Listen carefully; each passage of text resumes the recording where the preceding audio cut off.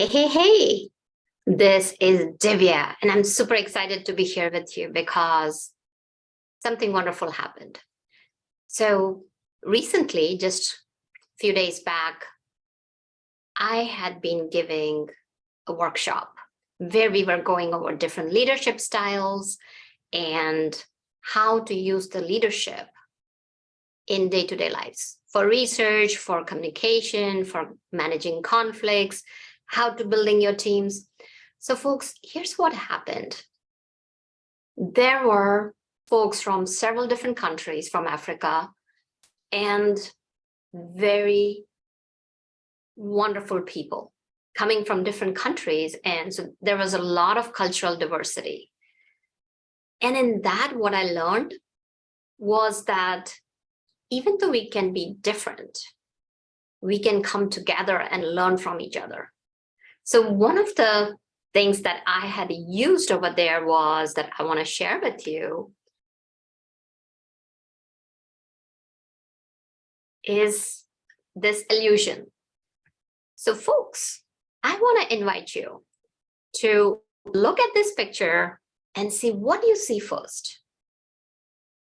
I'm going to let you take a look at it for a few seconds. And yes, I did use that in the discussion as well. So I'm sure you've had a chance to let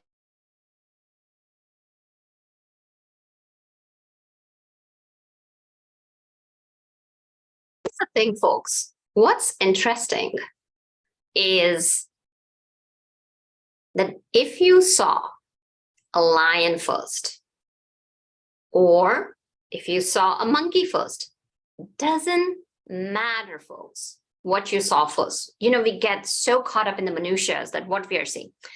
So let's say if you saw the monkey first, who you are, I can tell you. And what is that monkey? It's a hanging monkey. Basically, it tells us that your right brain is very, very active. It's more dominant than your left brain. You are a creative. You are a dreamer in comparison to other people. And another thing is you'll tend to follow your heart. And rather than sit down and think thoroughly based on logistics or facts when you are making a decision. And for you, the journey is super important than the goal. And there is a concern, though, that if you're a dreamer, you may just get lost in dreams. You may get caught up in like, oh, what are other people thinking about me? You may get caught up in like, okay, what's happening in my surroundings? What are other people doing? And you may end up spending a lot of time experiencing the feelings and overthinking and get a little bit stuck or slow in your journey because you're caught up in the feelings. But you understand other people. You have so many strengths. So folks, you are good at either music, creating something, art, and you often strive to achieve that dream in your goal. Now let's take a look. Did you see the tiger or lion, folks? It's in the illusion. I gotta tell you, like the workshop that I was telling you about, we had a pretty big cohort from different countries and people saw different, like, you know, some people may have seen a lion or some people may have seen a tiger or some people may have seen monkey first. So it doesn't matter. So in case whether it was a lion or a tiger that you saw first, that means that your left brain is more dominant than your right brain. And what it means is that you're more analytical, more logical, and more realistic, and you're organized because you love to plan first before doing anything, and you may end up spending time thinking and making the decisions that, do I have all the facts straight? Am I prepared for this contingency? What if there's this risk? So as you can see, whether you're right brain or left brain dominant, you can get caught in thinking. You can, if you're a right brain, if you saw the monkey first, then you can get caught in feelings. And if you're the left brain dominant, then you can get caught up in assessing risks. You can get caught up in a lot of like analyzing, and that's why they call analysis paralysis. Another thing is, folks, you have the talent for math, science, and any accounting numbers that requires logical thinking. And usually you're set on goals, very clear goals in your mind, and you know exactly how to achieve it. Now, that said, it doesn't matter whether you're left brain dominant or you're right brain dominant. You can pick things from the left brain, you can pick things from the right brain, merge them together, and create the best version of you. So that was the secret behind the picture as to what do you see. Now let's bring it to ourselves. Even before you go look for your prospects, even before you create your branding, your story, creating your sales sequence, whatever you're creating, the first thing to do is know yourself. Who are you? Super important, folks, because as an entrepreneur, you are a leader. Think about it. As an entrepreneur, you have to wear so many hats. Doesn't matter if you're a coach, if you're a consultant, if you're a healer, if you have a digital marketing agency, if you are a mystic, if you are a philosopher, if you are a real estate person, doesn't matter who you are. The key is to know yourself. How is it that you think? Which part of your brain is the dominant one? What comes naturally to you? Because when you know what comes naturally to you, and when you know your strengths, it's super easy to leverage them and then create a plan for areas that you can work on. So going back to leader, right? We talked about as an entrepreneur. So it doesn't matter what size of your business, even if you're a sole proprietor or LLC or Inc., whatever your company is, you got to have either a website, business page, landing page, or social media account. So there is that piece. Then there's another piece, you're creating content. Then there's another piece that you may be doing Facebook Lives.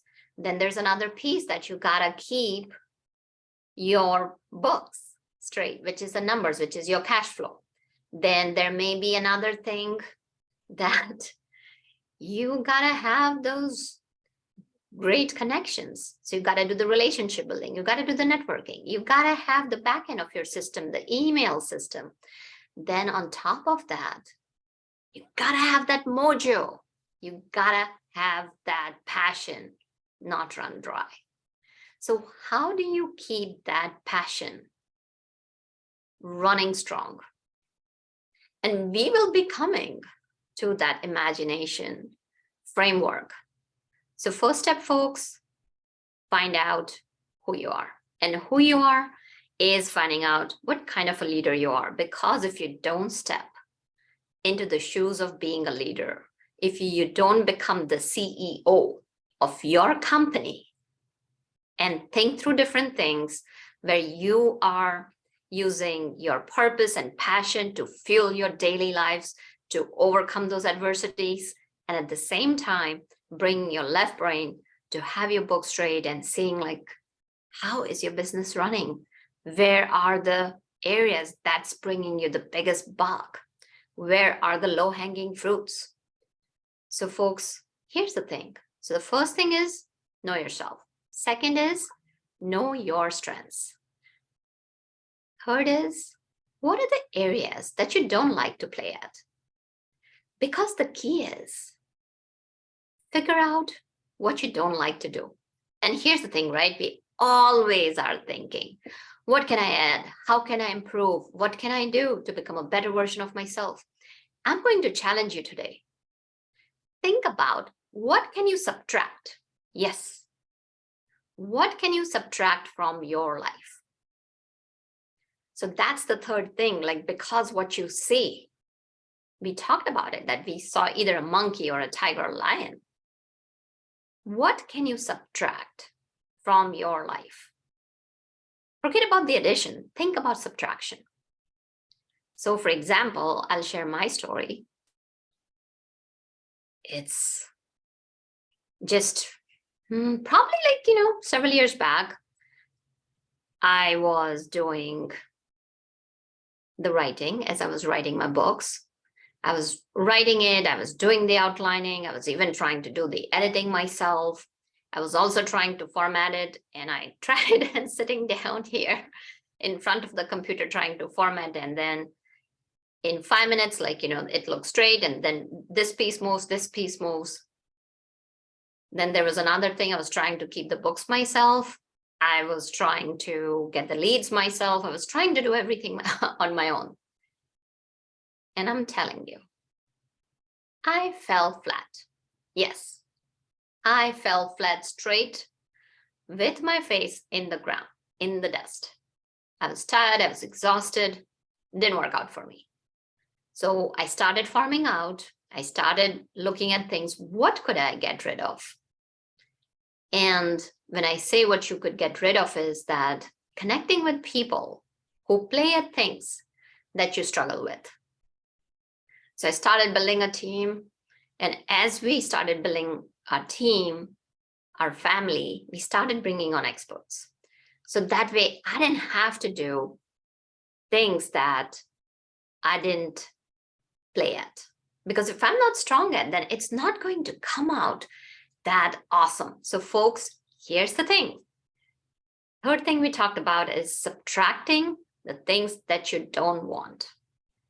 Now, fourth is imagining yourself. That's where the imagining framework comes in. So there's imagining framework, one for yourself, one for your prospect, one for your client. Today, we are going to be talking about one for yourself.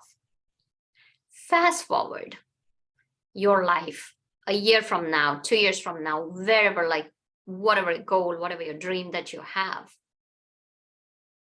And imagine you having overcome the problems, you having solved the problems, because it's important that you have solved it. Because if you don't solve it, if you don't reach there in your imagination, I want you to imagine what the consequences will be if you don't achieve your dream. And then the fourth step in the imagination sequence is imagining what will it look like if you've achieved your dream. So I'm just going to share my story. So when I started writing my first book, it was in an anthology. I was invited, and it was a chapter book. I was contributing my chapter. And I'm telling you, it was a nightmare when I was writing it.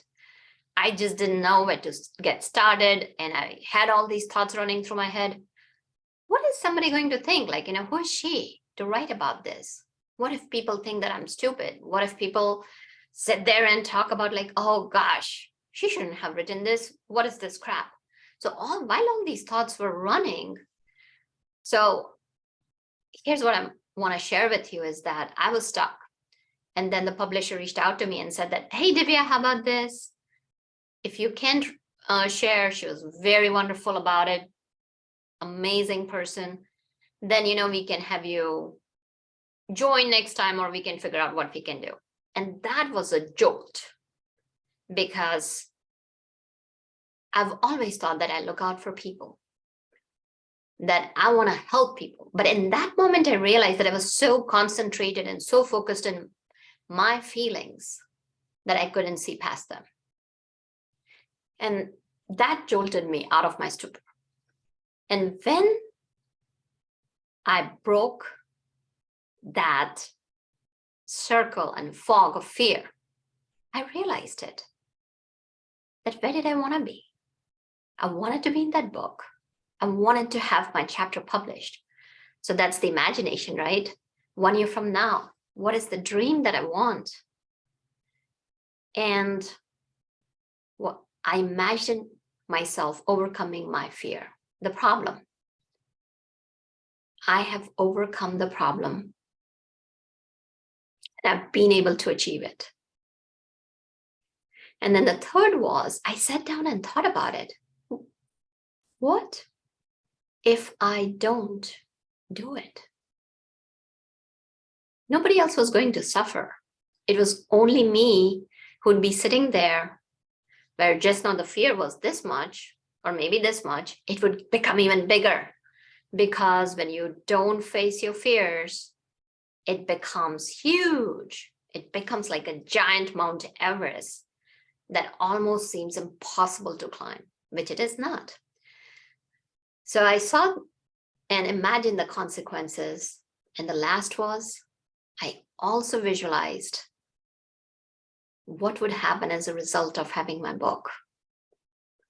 And it was amazing. As a result of having my book, I would get speaking engagements. I would have the spin-offs from my book, my online courses. I would be able to connect with people. I would have that instant credibility that a book gives. So I took those 4 pieces of imagination sequence, and folks, that helped me overcome my fears. And I'm so glad to share that not only I wrote that first contribution, after that, I have written 15 books. So here's what I'm going to invite you to do is, just to recap, find out who you are, what's your dominant side, then what are your strengths, third is what do you want to subtract, and fourth is go through the imagination sequence so that you can achieve your dream. And folks, anybody who's looking to get out of that stuck, or even if you're not stuck and you are still finding you want to jumpstart and accelerate your dream pathway, DM us. We are here to support you. Because I can tell you, it's not only me, it's I and my family, because my family is my team members and I couldn't do anything without them. So anybody who's watching this and would love for us to support you, please DM us and we'd love to talk to you. Take care.